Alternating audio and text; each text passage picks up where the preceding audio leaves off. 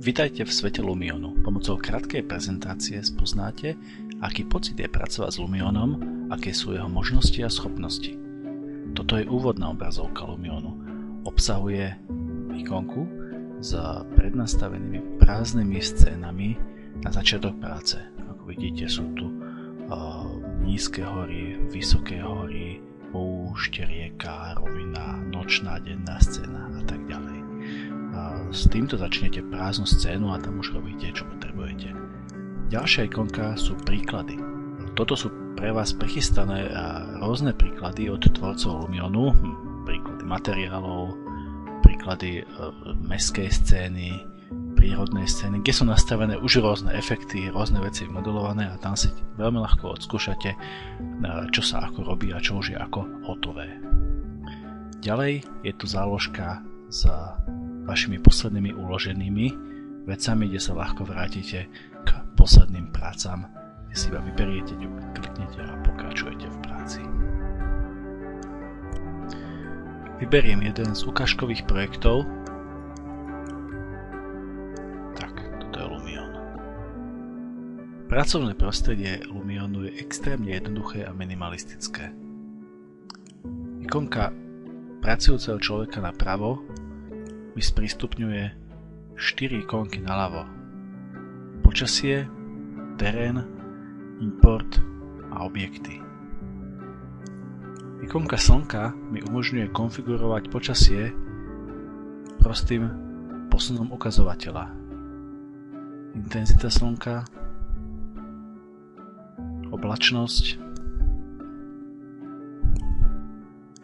a poloha slnka. Poloha slnka, ako vidíte, ovplyvňuje celkovú atmosféru scény. Čiže keď je slnko dole, nastáva večer, keď je slnko úplne pod horizontom, nastáva noc a vtedy je vidieť všetky zapnuté svietidlá. Čiže posuniem slnko naspäť hore, taktiež posun slnka horizontálne a vertikálne.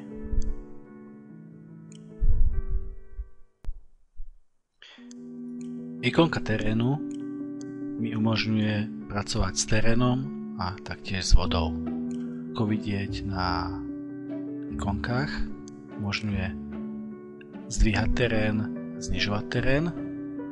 Žltý kruh je oblasť, na ktorej sa bude pôsobiť. Sú tu nastavenia rýchlosť zmeny a veľkosť zmeny. Čiže môžem terén jemne dvíhať, môžem ho znižovať, môžem ho splošťovať alebo zvrásňovať. Všetko závisí od toho, akú rýchlosť mám nastavenú. A taktiež zjemňovať. Ďalej môžem pracovať s vodou, to si ukážeme neskôr, a taktiež ako keby premalovávať ten terén. Čiže mám tu nejaké primárne nastavenie trávy, to je toto, a potom môžem malovať, robiť zmeny. Toto závisí od rýchlosti zmeny, čiže nastavím a môžem premalovať inú časť terénu. Rovnako si môžem povedať, že teraz bude trošku menej.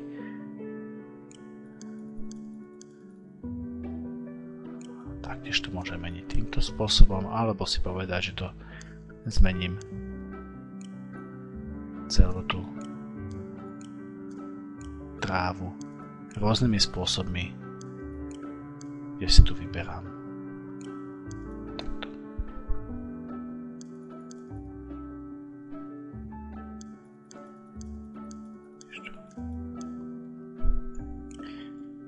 Ďalšou z možností, to je novinka v Lumione 4, je tráva.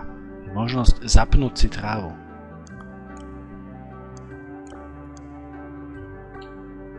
Pozriem. Niekedy tu je zapnutá, niekde bližšie. Teraz odvíjam.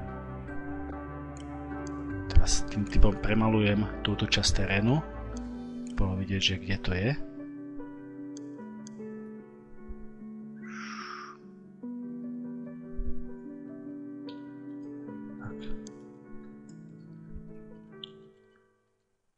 Tá tráva je samozrejme optimalizovaná na výkon počítača, to znamená, že teraz priamo pri práci s Lumionom nie je vidieť v dostatočnej vzdialenosti, keď sa od nej vzdialujem, tak mizne.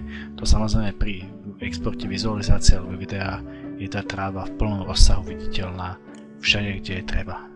Takže ja si zmením tento základný terén na nejaký takýto zelenší a ako vidieť, tráva tiež bude podľa toho opravená, či môžeme zvýšiť jej výšku, môžem jej veľkosť zmeniť, môžem jej wildness, v podstate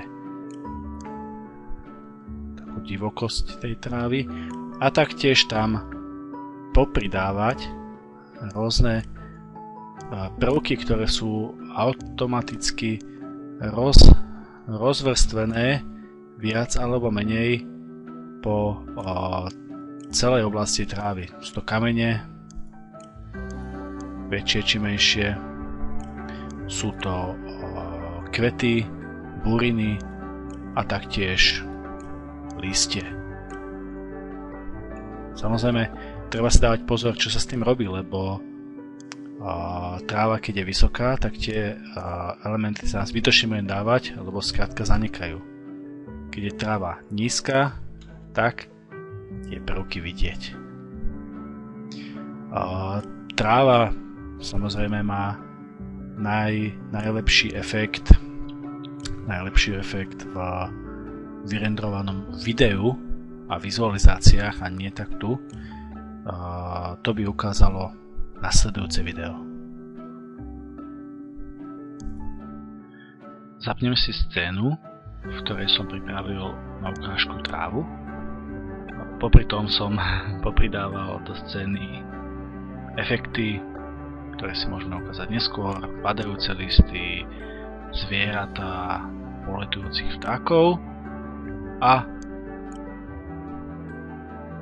ako export tu vidieť si môžem vyrobiť takéto videjko.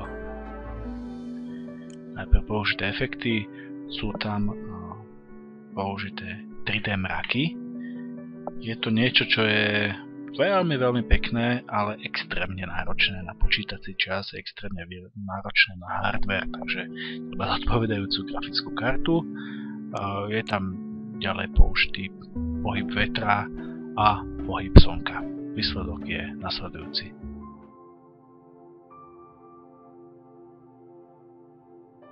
Slúbil som ešte ukázať, ako sa robí tá voda, ako sa nastavuje, tak najlepšie to ukážem týmto spôsobom, keď si nastavím čisto novú scénu, vyrobím si hory.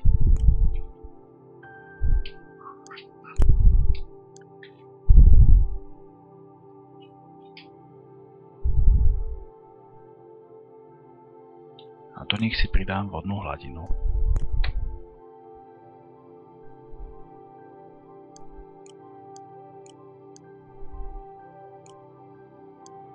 Stačí to natiahnuť týmto spôsobom ako veľký obdĺžnik.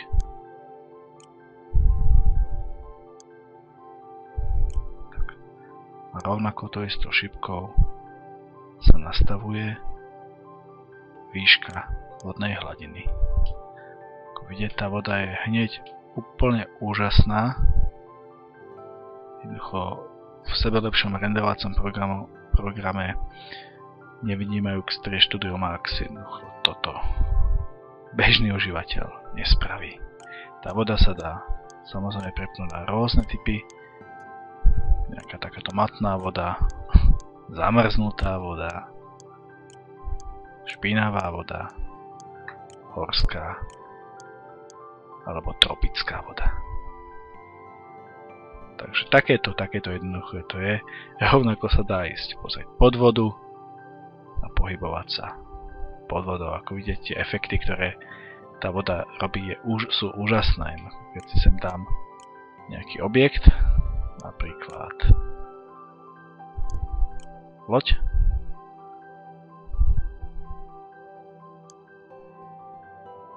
Tak. Aj tá loďka krásne vrhá tieň do vody.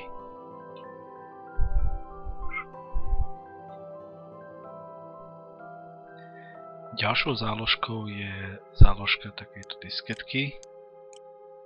A to je práca s importovanými objektami. Týmto spôsobom si importujem domy alebo budovy alebo externé modely v rôznych formátoch, DVG, DXF, exportované súbory, najčastejšie používam Collada Files, týmto spôsobom komunikujem s Revitom alebo priamo FBX-kové súbory a priamo SketchUpovské súbory, Maxkovské súbory a tak ďalej, KMZ. Týmto spôsobom sa dá spolupracovať s Googleovskými modelami, SketchUpovými, Revitovými, má to veľmi široký záber spolupráce. Ďalším využitím tejto záložky a veľmi podstatným je editovanie materiálov týchto importovaných súborov. Napríklad ukážeme to na tejto vode, ktorá je tiež ako materiál. Začne to kliknúť a tu je zoznam už editovaných materiálov v tejto scéne. Jednou z nich je táto voda, ktorá je tu. Čiže túto viem pekne týmto spôsobom upraviť. Meniť jej farbu, upravovať jej odrazy, bump, že či je tá voda hladká, skoro sa nepohne, alebo má skoro až divoké vlnobytie. V prípade bazéna je to smiešne, ale v prípade nejakého jazera je to zaujímavé, nejaká pena na okraji. Tu. A tak ďalej sa s tým môžete ďalej pohrajkať. Samozrejme nielen toto, aj klasická knižnica materiálov, ktorá je tu celkom široká. V prípade, že je niečo namapované, tak sa tá ikonka zobrazí na červeno. To znamená, že aha, ten materiál je už tu použitý. To znamená, že ja v tom prípade si to musím pozrieť tu, v týchto materiáloch. Takto sa potom prejdem. Týmto spôsobom sa vysvecuje všetko, čo je kde použité. Čiže tuto je betónová stena a ja to môžem použiť OK, že chcem, aby to bol nejaký takýto tehličkový povrch. Takýto mozaika a tak ďalej. Hoci čo si to môžem povedať, tak týmto spôsobom to tam môžem dať. Tu viem nastavovať samozrejme mierku tejto textúry, bump, podobné veci príbuzné ako sú v programoch Maxko a podobne. Záber týchto textúr je široký, ale samozrejme obmedzený, ako tých textúr je konečné množstvo, takže tam je veľmi pravdepodobné, že nenájdem práve to, čo potrebujem. To nie je problém, ja si to viem vyrobiť štandardný materiál a nasúkať tam textúru, akú potrebujem, z čoho potrebujem, z nejakého JPGčka a tak ďalej. Takže týmto spôsobom sa dá naozaj pracovať s textúrami. Veľmi ľahko sa tam pracuje so sklom, s farbou a tak ďalej.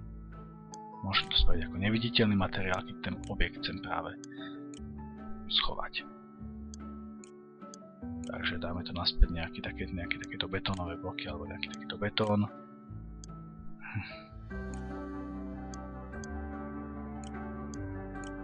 A nechám to už tak. Samozrejme nie je to exaktné, to znamená, že presné namapovanie to je niečo veľmi, veľmi náročné.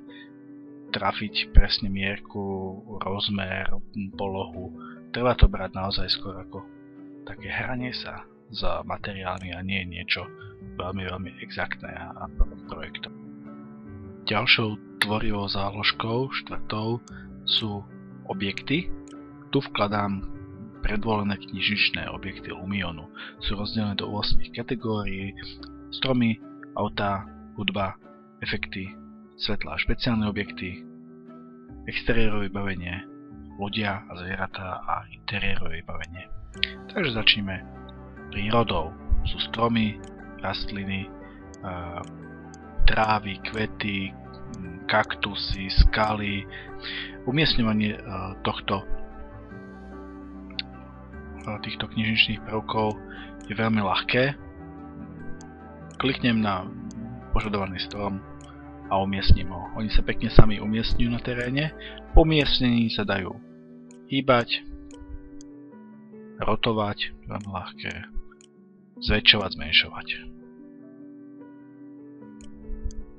A výborná vec je po umiestnení viacerých stromov, napríklad niekoľko takýchto stromčekov tu umiestním, ich potom viem pekne naraz chytiť tlačítkom Ctrl a z kontextového menu, to je toto tu, viem ich napríklad určiť, aby boli náhodne orotované a pozväčšované, zmenšované v 30%, 20%, 10% rozsahu. Tým pádom zrazu to nie je 10 rovnakých stromov umiestnených, alebo 20 alebo 100, ale je to kvázi náhodný výber. K stromom sa ešte viaže novinka Lumionu 4 a to je zmena farby listov.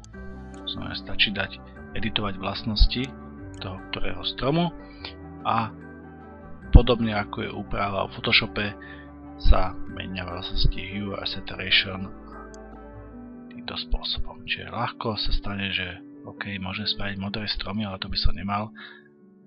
To nemá skôr nejaký význam, ale skôr naozaj si ľahko spravím jesenné farby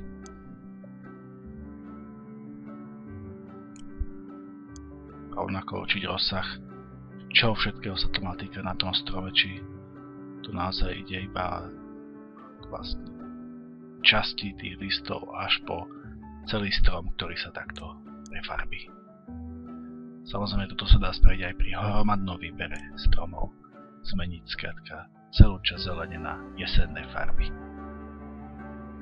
Vedľa transport, tam sú tiež krásne zariaďovacie, teda nie zariaďovacie, ale dopravné prostriedky, lode, tie sú krásne, veľké, malé, tankery,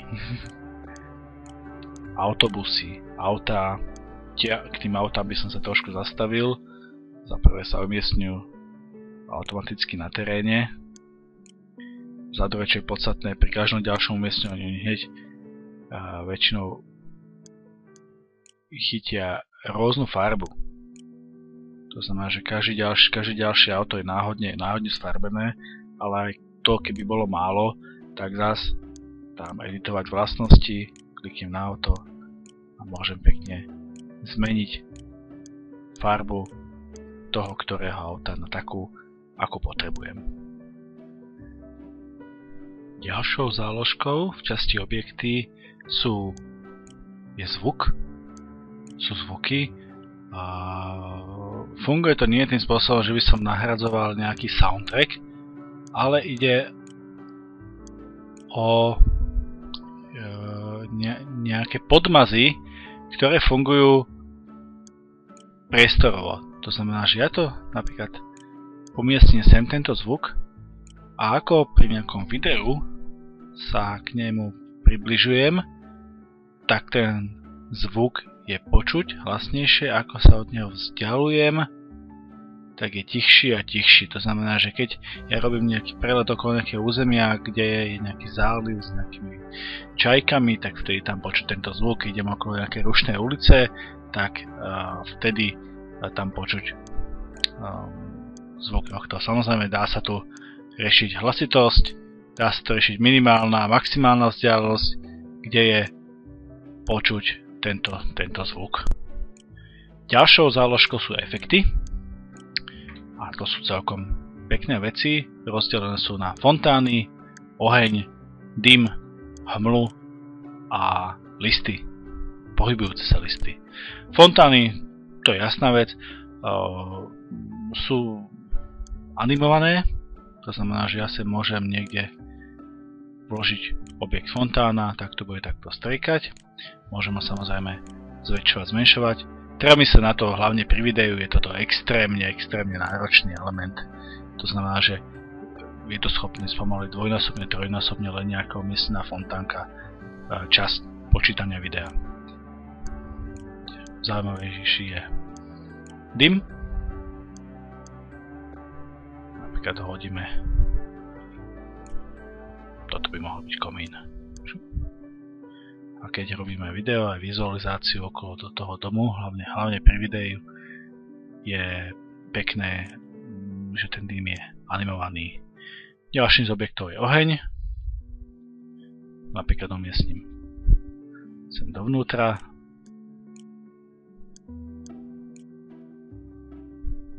Samozrejme nie je takýto veľký. Dáme tam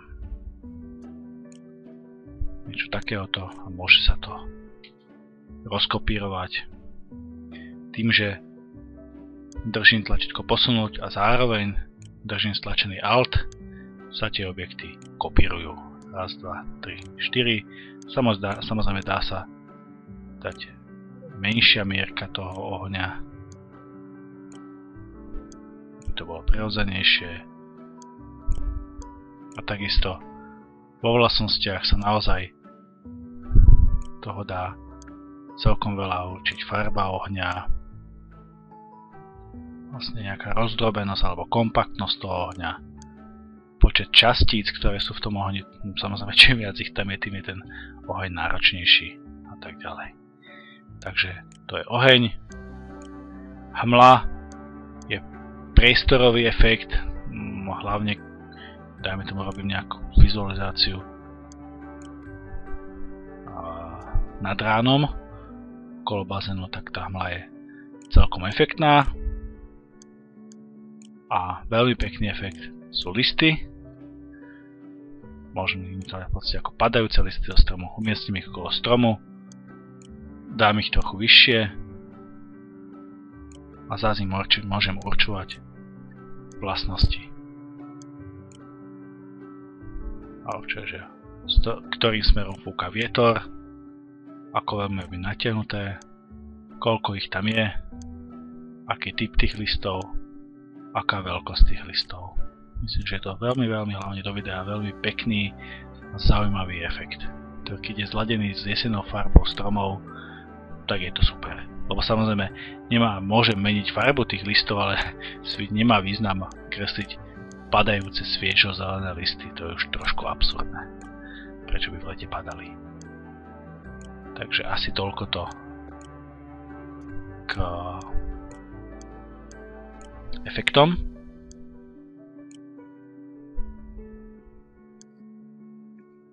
Ďalšou záložkou je interiérové vybavenie. Sú tu rôzne kategórie doplnkov, dekorácie, ľahko umiestniteľné, môže sa tam zmeniť mierka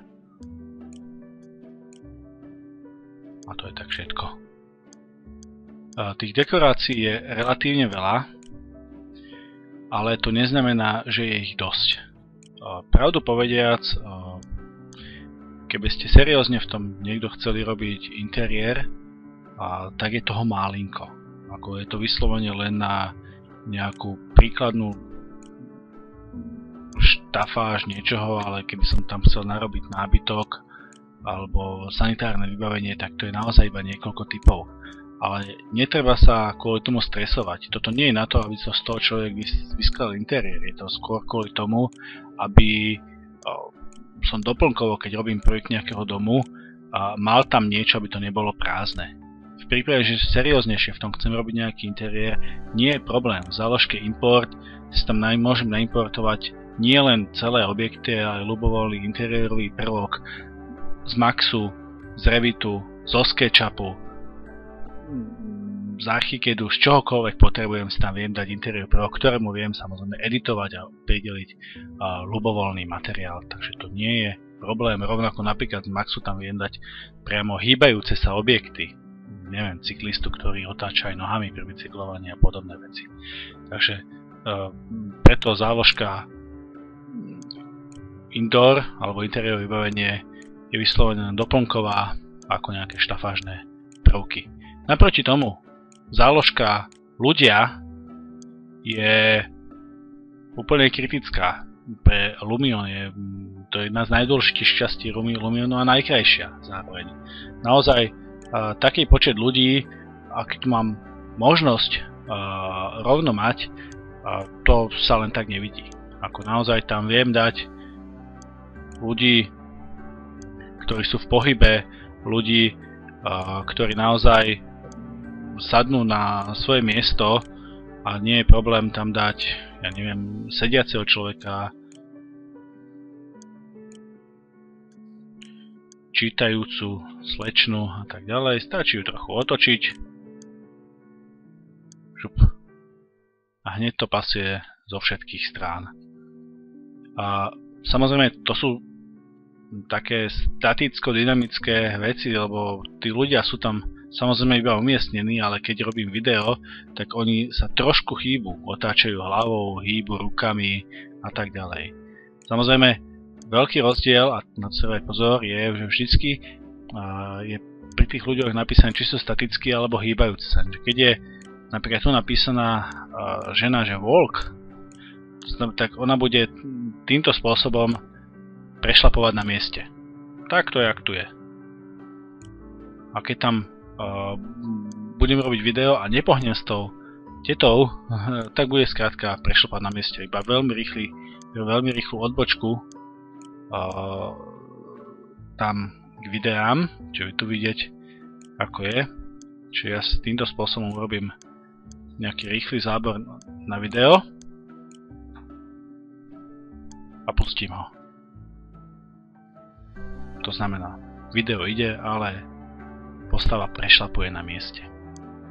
Nie je problém. Po videu mám efekty, mám efekt pohyb, štartovacia pozícia je tu, koncová pozícia je tu. To stačí, konec, veľmi jednoduché.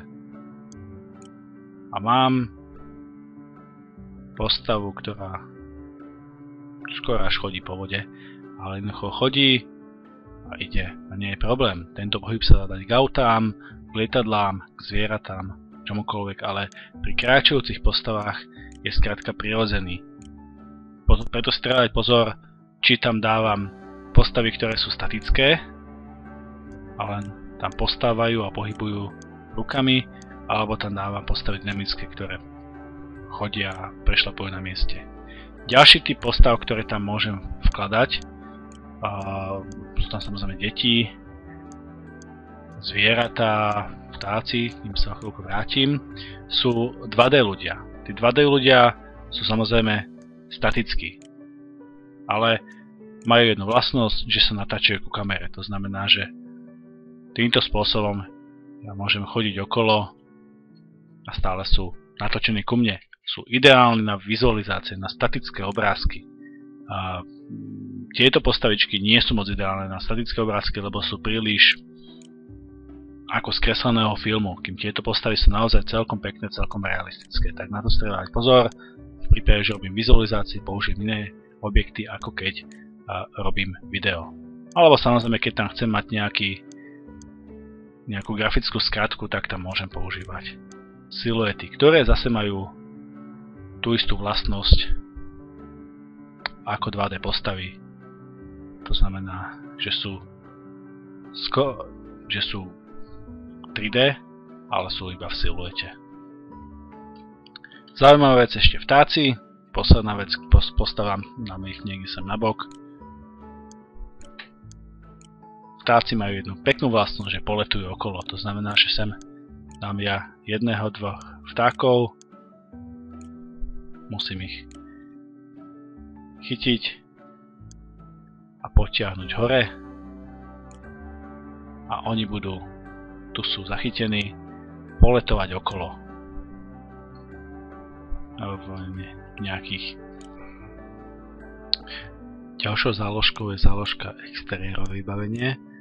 K tomu sa veľmi není čo zastavovať, sú to skrátka rôzne prvky určené do exteriéru, ako sú konštrukcie, nejaké stavebné železničné koleje, čo je tam novinka v Lumione 4, exteriérové svetlá, lavičky, značky, dopravné, odpadkové koše a taktiež budovy, ktoré slúžia ako štafáž do okolia, naozaj nie sú nejak extrémne kvalitne prepracované, to znamená, že ťažko tam ich budem dávať ako priamo architektúru alebo nejaký návrh, ale sú naozaj dobré, výborné do štafáže, do okolia, skrátka ich tam dať. Až nejak takto absurdne.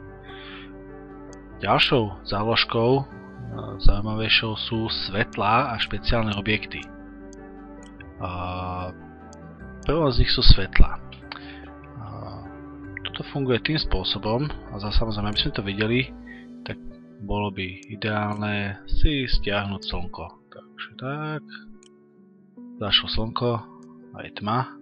A jednoducho to, čo nám teraz jediné nasvetľuje scénu, sú svetlá. Fungujú veľmi jednoducho. Umiestním svetlo, ktoré má rozličný rozptýlový kužel a potiahnem ho. Tak. Je to v podstate virtuálne svetlo, ktoré ale vo vlastnostiach ja môžem upraviť. Za prvé je dôležité nastavenie, či každé svetlo či má byť optimalizované pre rýchlosť, pre presnosť, alebo úplne má byť zminimalizované jeho nastavenie tak, aby nemíňalo veľa pamäte. Väčšinou to nastavíme na rýchlosť. Keď svetlo chce nastaviť na presnosť, nie je to veľký rozdiel, ale v efekte, ale je to veľký rozdiel v náročnosti toho svetla. Takže rýchlosť viem samozrejme upravovať uhol toho svetla, to hneď vidieť na výsledku, jeho intenzitu, farbu svetla a zapnúť a vypnúť zdroj svetla. Keď je zapnutý zdroj svetla, tak tam vidieť niečo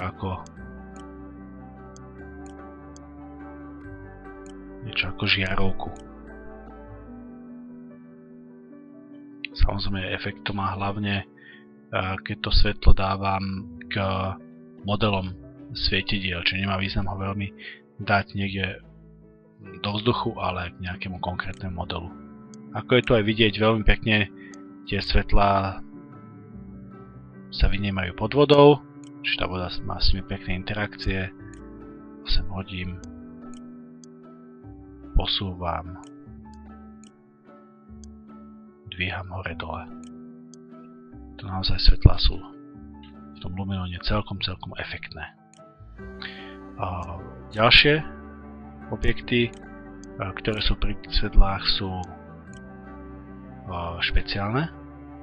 Jedna vec je Clip Plane, sa to volá. Funguje to takýmto spôsobom. Kto pracuje s Revitom, pozná niečo ako orezový kváder, ale iba 2D. To znamená, že iba v jednej rovine. Samozrejme tá rovina môže byť natáčacia, to znamená, že ja môžem ten kváder si narezávať týmto spôsobom, aby sme to videli, tak pre istotu znova zapnem slnko a aj vidieť, že aha, objekty a ľudia tu nie sú, zelen tu je, čiže má to jednu z vlastností, že naozaj reže iba importovanými objektami, ale nie stromami. Čiže týmto spôsobom sa dá spraviť celkom pekná prezentácia budovy. Zás by som ukázal kúsok z videa, akým spôsobom sa dá toto animovať, lebo to je veľmi efektná vec. Čiže urobím si zábery.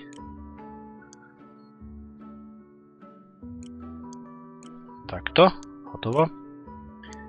Pustím video. Funguje týmto spôsobom. A teraz zase ten istý efekt, ako som mal pred chvíľkou, efekt Move.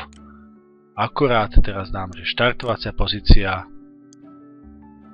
bude, dajme tomu, takto a konečná pozícia bude až hore nad objektom. Hotovo a týmto spôsobom nám celkom pekne vyrastie ten objekt v pohybe vo videu. Myslím, že je to vec, ktorá je veľmi, veľmi efektná, veľmi pekná.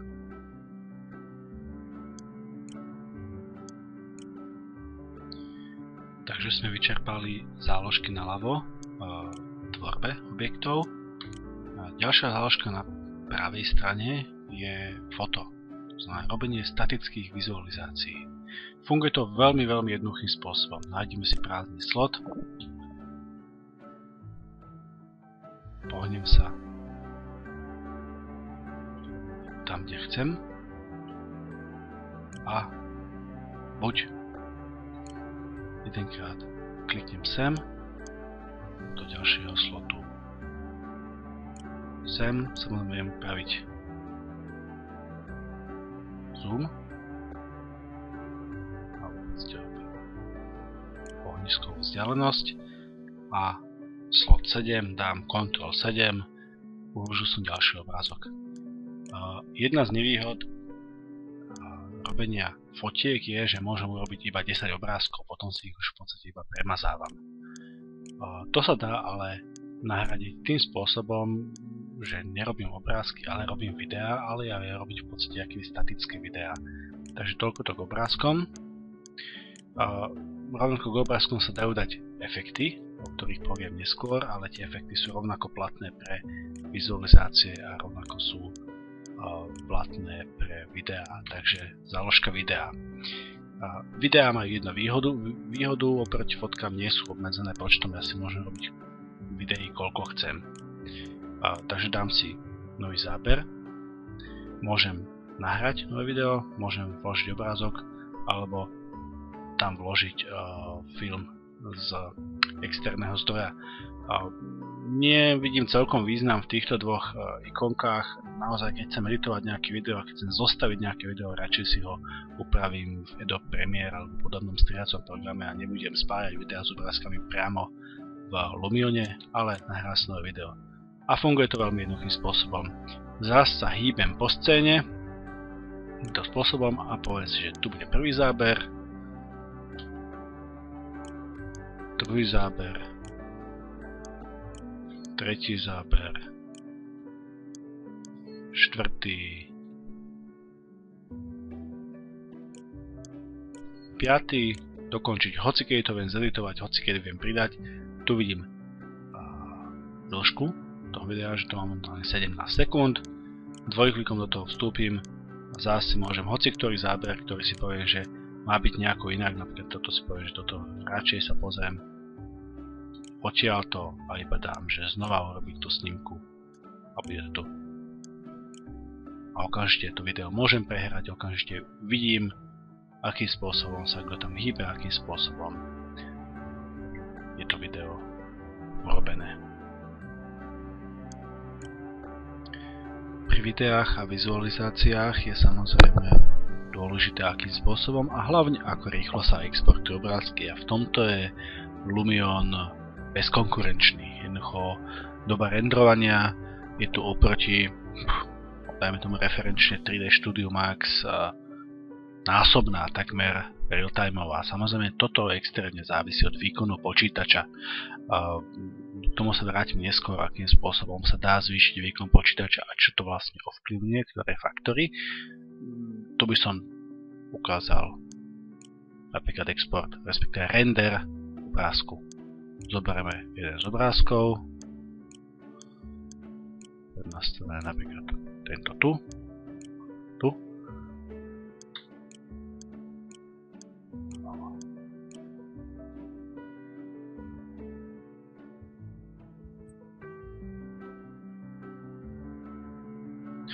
Ako vidieť, naozaj sa urobil naozaj behom okamžiku. Kde ten obrázok je? Čiže tu vidieť, naozaj je to uspokojivo pekný obrázok, nemá veľký význam rendovať niečo iné ale môžem ukázať jednoducho, ak chcem naozaj extrémne lepší obrázok. Chvíľku si počkám, ale tiež to nie je problém. Tam tak druhý obrázok. Rýchlosť samozrejme ovplyvňuje mnoho faktorov a najviac je to rýchlosť grafickej karty a v tomto prípade aj rýchlosť harddisku, kam sa to ukladá, či najlepšie SSDčko, vtedy sa to výrazne zrýchluje. A je hotový. Tiež je vidieť, že naozaj sa urobil veľmi rýchlo, keď si porovnám naozaj fakt, že takýto obrázok s rozlíšením 3840x2060, koľko by sa renderoval, naozaj je to klobúk dolu pred takým výkonom. Taktiež na export videoprezentácie z Lumionu má veľký vplyv hlavne kvalita grafickej karty, respektíve kapacita a výkon a tiež veľkosť rámky. Tam môžu byť velikánske rozdiely, exportnem jedno video v tom, aké nastavenia použijem. Samozrejme môžem urobiť video Full HD alebo ešte väčšie, v najvyššej kvalite 60 fps za sekundu. Môže byť z toho celkom dlhý čas renderovania. Teraz ukážem nejaký náhľadový obrázok, náhľadové video, koľko by asi mohlo trvať.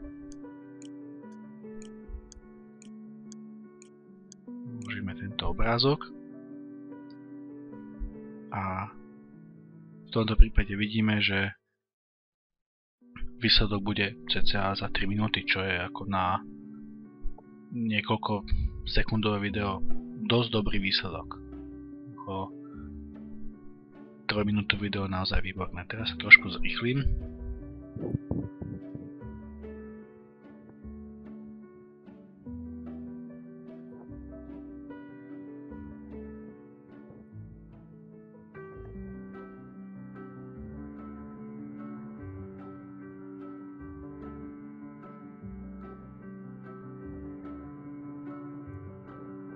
Teraz si pozrieme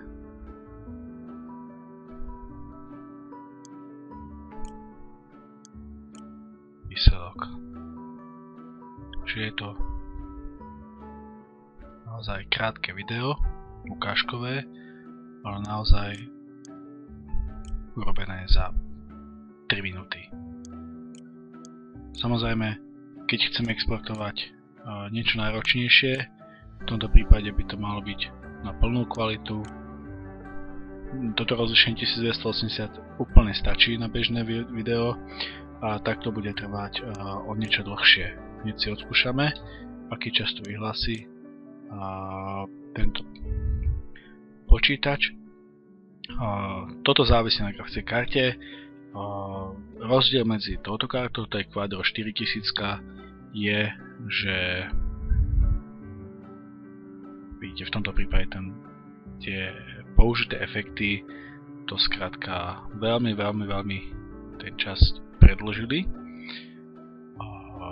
Čiže ešte raz, táto karta, ktorú tu mám, grafická karta Quadro 4000, nie je na to moc vhodná, takisto v benchmarkoch sa umiestňuje úplne dole. Na Lumion je nutná alebo dobrá grafická karta, ktorá je herná, čo najsilnejšia. Momentálne špičkou je GeForce GTX Titan, ale momentálne ju predbiehla ešte 780 Ti, ktorá v tomto prípade z tých 45 minút by to zliezla dobre na 5 minút. Ten výkon by bol zhruba 9-10 násobný.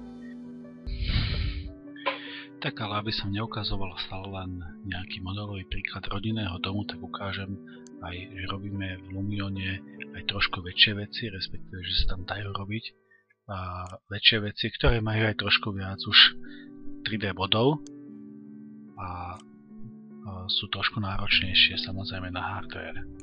Tu by som dal na pozornosť možnosť optimalizácie pracovného prostredia. Jednoducho, keď si znížite počet zobrazovacej kvality na jednu hviezdičku a dajme tomu rozlíšenie obrazovky, tak to zrazu bude vyzerať divne, bude to vyzerať hranatokocka to ale v extrémne veľkej scéne, čo toto bez pochyby je, keď sa trošku pôjdem vyššie, tak tu bude vidieť, že aha, tu máme vymodelovaného toho trošku viac, čiže trochu viac zelene. Ja to zase zapnem na vyššiu kvalitu. Tak sa to pomalšie hýbe, ale krajšie zobrazuje, a opačne, keď sa to krajšie zobrazuje, sa to pomalšie hýbe, alebo rýchlejšie hýbe a ľahšie zobrazuje. Užitočné klávesové skratky sú napríklad zapnutie a vypnutie kvality stromov v editore. To znamená, že takto, keď to mám zapnuté, tak tie stromy sa nedegradujú. Toto keď vypnem, tak tie stromy sa mi trošku degradujú, ale samozrejme vo vizualizácii, vo výslednom rendri sú dobré. Rovnako pohyb týmto spôsobom, ako vidíte, jak to tu je celkom plynulý, celkom rýchly, bez problémov, keďže mám zapnutú kvalitu 1 hviezdička. To znamená, že to bez tieňov. Ako náhle zapnem 2 hviezdičky, inak je to klávesová skratka F1, F2, F3, F4, veľmi ľahké. Už keď dám na 2 hviezdičky, tieň sú zapnuté a rýchlosť samozrejme trošku spomalí, ale je to stále veľmi pekne hýbateľné v tej scéne. Možno nakoniec by som povedal to, čo som mohol hovoriť na začiatku. Hýbanie sa v scéne, keď to budete skúšať, je veľmi jednoduché. Kto poznal kedy hral počítačové hry, tak bude v tom ako doma. V a SD, dvojité V je dopredu, S je dozadu, A je doľava, D je doprava, Q je hore, E je dole. Myšou, pravým tlačítkom, keď mám stlačené, tak si otáčam pohľad. Keď dám Shift a spolu s tým tlačítko idem rýchlejšie, keď dám Shift medzerník, tak idem extrémne rýchlejšie. Keď sa chcem dostať na nejaké miesto, dám tam myš, kurzor a dvojklik pravým tlačítkom, šup, a už som tam. Takže v tomto prípade je tá práca celkom rýchla. A naozaj vidíte, že aj v takomto veľkom súbore sa dá celkom rýchlo pohybovať a celkom sa dá zvládať tá grafika týmto spôsobom. Rovnako to, čo som hovoril o exporte obrázkov, keď mám toho veľa, čo tu naozaj mám viac ako 20 obrázkov, tu mám nejakých 40 videí a obrázkov, samotná táto kamera by nestačila, to je len 10, tak jednoducho spôsobom veľmi jednoduchým, keď chcem robiť nový obrázok, nie video, lebo videí naozaj toľko nepotrebujem, tak dám iba sem, kliknem rekord nový obrázok, napríklad takto, jedenkrát zmačkem foto a dokončím. A je z toho jedna fotka. Keď to exportujem nie MP4, ale single, jeden obrázok, rozlišení, dovidenia, mám z toho obrázok hotový. Obrázok vyzerá potom asi takto. Bez nejakého nastavovania vo Photoshope, takto to vyzerá priamo z Lumionu. Tieto postavičky naozaj vyzerajú podľa mňa fantasticky. Samozrejme, dôležitú vec hrajú efekty. K tomu niekedy najbližšie spravím nejaké podrobnejšie video. Teraz len rýchlo k tomuto obrázku, ktorý som pred chvíľou ukazoval, je tam použitých niekoľko efektov. Sú tam zapnuté mäkké tiene, je tam nastavený odraz, scale, čo sa tam má odrážať. Je tam nastavený Global Illumination. Jednoducho je to mäkký rozptyl svetla, dosť náročný na hardware. A je to nastavený tzv. Lens flare. To je tento efekt, tento tu. Jednoducho je akýby odraz nejakého svetla. Rovnako export obrázku, rovnako export videa je v tomto prípade trošku náročnejší, trošku zdĺhavejší, ale výsledok každopádne stojí za to. Tak asi toľko, ďakujem za pozornosť. Moje meno bolo Rado Vlkovič, som architekt, pracujem v kancelárii Kubík, AIK A na budúce možno niečo podrobnejšie ukážem ohľadom Lumionu, ohľadom efektov, ohľadom optimalizácií.